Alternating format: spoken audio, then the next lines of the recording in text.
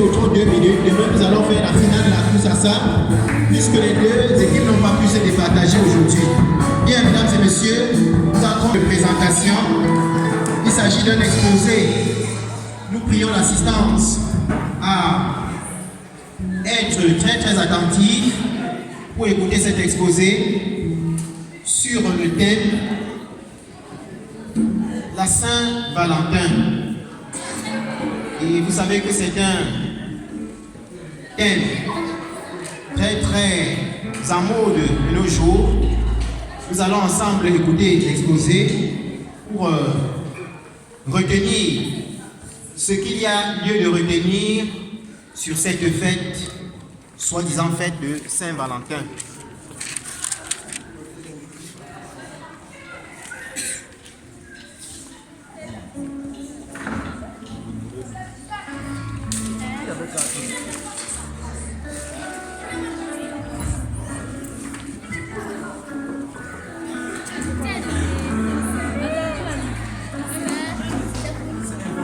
Ceci là est très important. Mes parents, mes frères et sœurs, mes cadets, je vous salue et je vous prie de prêter attention à cette présentation. En fait, nous nous sommes beaucoup interrogés et nous nous sommes rendus compte que la fête de la Saint-Valentin fait beaucoup le buzz dans le monde entier et nous avons trouvé bon d'éduquer le monde entier en général et la jeunesse chrétienne en particulier. Ceci dit, je vais commencer par la définition des termes. Le mot saint, c'est la qualité de ce qui est saint, sans péché. C'est celui-là qui mène une vie irréprochable en ce qui concerne les saintes écritures. Alors, Valentin, quant à lui, est tout simplement mot dérivé du mot grec valens, qui signifie fort, robuste, vigoureux. Cette fête rendrait hommage à un certain saint appelé Saint Valentin. Il est un évêque italien et il a vécu au IIIe siècle. Alors, qu'est-ce qui s'est passé en cette période? Il y a un empereur qu'on appelait Claude II qui avait interdit les mariages entre les couples, soit disant que cela les empêchait d'aller à la guerre au moment où il le fallait. Alors, qu'est-ce que Saint Valentin a fait? Il mariait les fiancés en cachette, c'est-à-dire d'une manière clandestine. Et pour lui, il ne trouvait pas qu'on puisse empêcher deux personnes qui s'aiment de ne pas pouvoir se marier, soit disant qu'il faille qu'ils aillent en guerre. Voilà donc, lorsque le roi s'est rendu compte, qu'est-ce qu'il a fait, l'empereur? Il a fait emprisonner Saint-Valentin et quelque temps après, il fut exécuté, c'est-à-dire il fut tué. Mais avant d'être tué, il écrivit une lettre à la fille du geôlier qui veillait sur lui pendant son emprisonnement. Et nous allons nous rendre compte que cette lettre était signée « Votre Saint Valentin ». C'est ainsi que cette fête commença à être célébrée, de sorte que lors de cette fête, on organisait un festin et on écrivait les noms des jeunes filles sur les bouts de papier et on faisait jeter dans un buccal. Et puis, les jeunes garçons venaient sélectionner les noms, de sorte que la jeune fille dont tu choisirais son nom, c'est elle qui t'accompagnera au festin. Alors, ceci dit, le tirage est fait et chacun venait accompagné de sa compagne.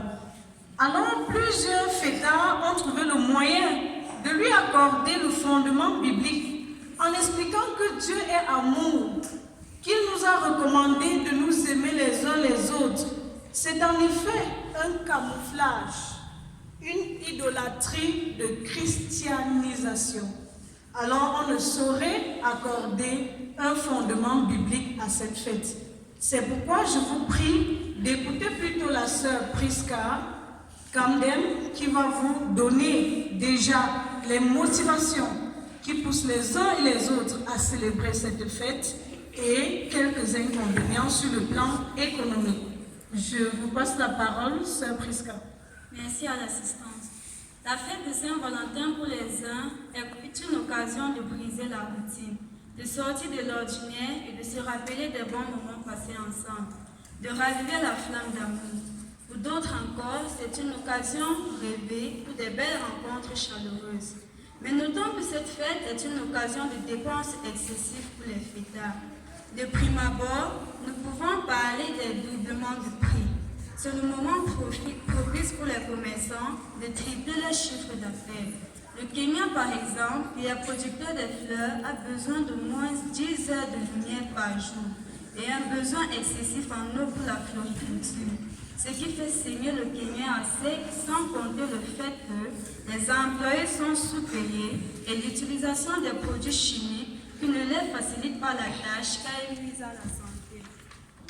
Les Français, quant à eux, enregistrent rien que pour cette journée le chiffre d'affaires d'une semaine, vu que les roses représentent 80% des ventes.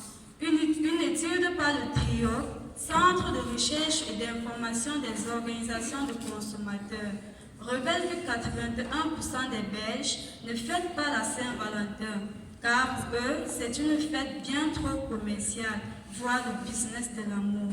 C'est une célébration de trop, car il existe déjà tellement de fêtes pour en ajouter. Merci. Merci beaucoup, Sœur Priska Kandem, pour cette brillante présentation. Notez que ces inconvénients ne s'arrêtent pas là. Je vais de ce pas passer la parole au frère Bondé Sikati pour qu'il puisse nous en dire plus. Bondé, vous avez la parole. Merci de m'avoir passé la parole. Merci de m'avoir passé la parole. Et nous avons comme autre inconvénient sur le plan matériel découle par exemple deux pensées. Nous avons entre autres la première pensée qui est la dépravation des mœurs. Car plus de 80% de la société, de la population, sont ceux-là qui sont adeptes à cette fête appelée la Saint-Valentin. Et précisons bien qu'ils sont non mariés, adeptes et les premiers participants de la dite fête. Nous avons également la fréquentation des lieux inadaptés. Nous avons par exemple des jeunes qui, le jour dit, se lèvent et partent dans des cabarets, dans des boîtes minuit, puis passer la nuit et revenir jusqu'à l'aube à la maison. Par ailleurs, la stigmatisation. Car plusieurs jeunes ayant un moral faible voient leurs camarades, leurs amis, leurs proches s'intéresser à cette fête et ils disent pourquoi ce n'est pas le cas pour moi. Et cela les fait avoir un trouble moral et une infection même psychologique. D'un point de vue sociologique, le sociologue de Koufman explique la différence dans les attentes entre l'homme et la femme. La femme étant créée quotidiennement pour recevoir des sentiments émotionnels, éprouve dans une insatisfaction lorsque ce vide n'est pas comblé. La Saint-Valentin devient donc une compensation, un jour de rattrapage où le conjoint décide d'être le prince charmant d'un jour, le mari idéal, bref, l'homme parfait. Cela au détriment des 364 autres jours.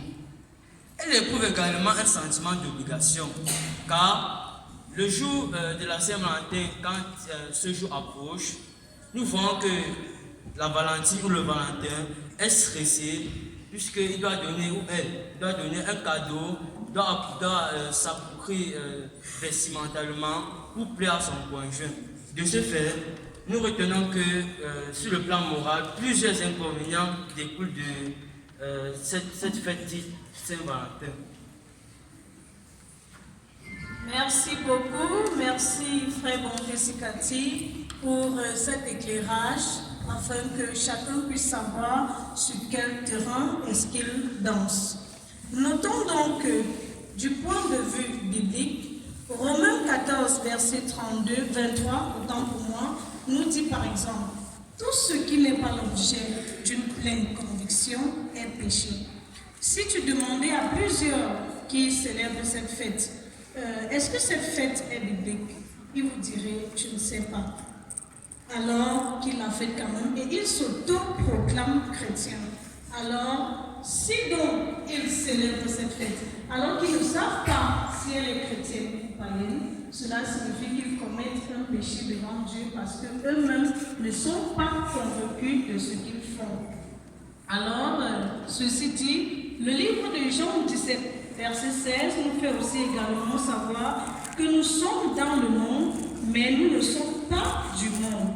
Si tu te dis chrétien et que tu célèbres cette fête, certainement quelque part, quelques points d'interrogation doivent être mis sur ta vie chrétienne.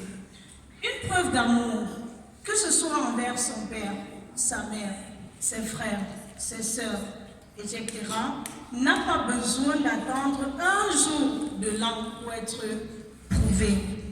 L'année a 365 jours et tous ces jours sont appelés, si vraiment nous voulons témoigner l'amour envers nos frères et sœurs tel que le Seigneur Jésus-Christ nous l'a recommandé, il s'agit de le faire d'une manière quotidienne et non d'attendre un seul jour de l'an. Alors, chaque année, chaque mois, chaque semaine, chaque jour, chaque heure, chaque minute et chaque tiers doit être consacré pour témoigner son amour envers son prochain. De plus, on n'a pas besoin de le faire au vu et au su de tous. Quand j'aime quelqu'un, je ne suis pas obligée de le crier haut et fort sur les toits. Je le lui montre, puisque la Bible me dit, n'aimez pas en parole et avec la langue, mais en action et avec vérité. Si vraiment cette fête était fondée sur les saintes écritures comme il le prétend, au lieu de la célébrer dans la débauche, dans le mensonge, dans la haine, la jalousie, l'ivrognerie, l'impudicité, il la célébrerait selon comme Dieu le veut, afin que son cœur soit content. Aussi innocente et inoffensive que cette fête puisse paraître, ses traditions et ses coutumes proviennent des fêtes païennes. Et vous allez vous rendre compte qu'il y avait une fête aux temps anciens qu'on appelait les Lupercales. Ces fêtes-là étaient des fêtes qui libéralisaient la sexualité. Et vous allez voir que en tant que chrétien, on ne peut pas mener cette vie à tort et à travers. Ceci dit, je vais passer à l'anglais afin de vous donner un petit briefing sur cette journée qui vous a été, cette fête, autant pour moi, qui vous a été brillamment présentée par le frère Sikati Bonté, la sœur Priska Kamdem et la moindre que je suis. If there are some few ones here who understand just English language, I would like to tell you that each and every one that Saint Valentine is not a day for a Christian. If you believe that you're a Christian, you are supposed to celebrate.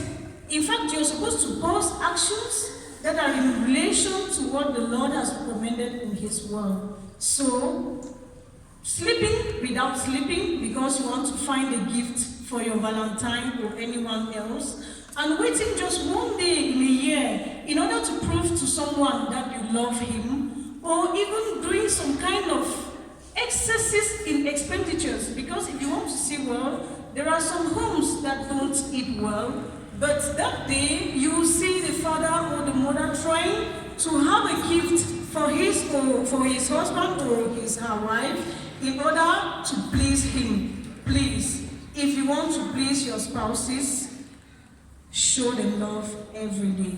Merci beaucoup.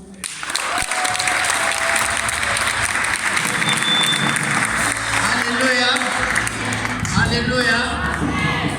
Mes chers bien-aimés, c'est une bonne leçon d'éclairage que ces bien-aimés nous communiquent ce soir afin que nous